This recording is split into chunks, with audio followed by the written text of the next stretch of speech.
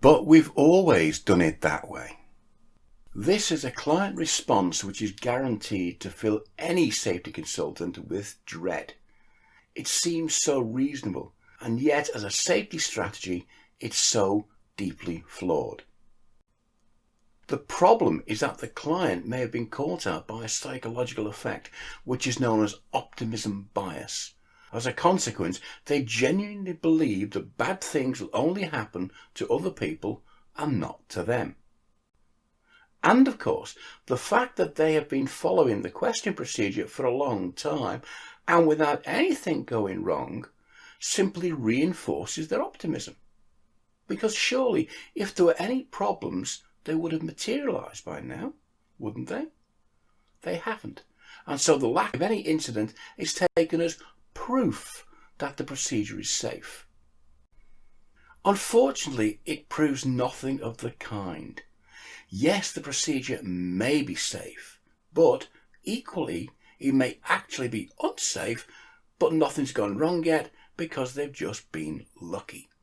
If it's the latter case, unsafe but lucky, then realistically it's only a matter of time before their luck will finally run out.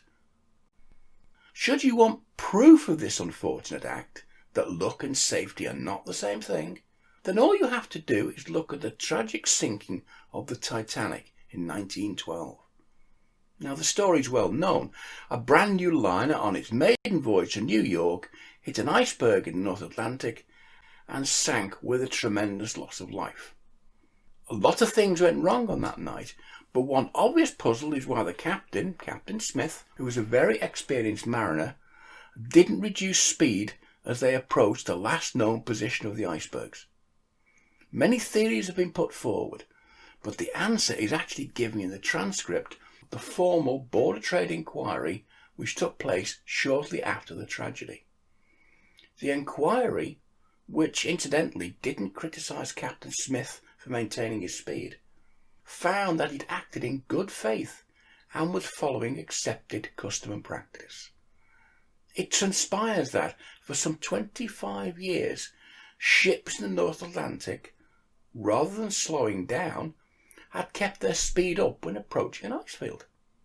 Presumably the idea was that the sooner they got through the danger area, the better, but the risks involved in going as fast as you can between icebergs are apparent even to somebody with no knowledge of seafaring matters.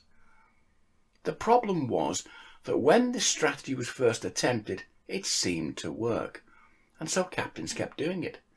And the longer they did it without any incident, then the more reassured they became that it was the right thing to do, until eventually it became accepted custom and practice for all captains. It wasn't until that fateful night in 1912 that the collective pool of maritime luck ran out, just when it was the Titanic's turn to gamble.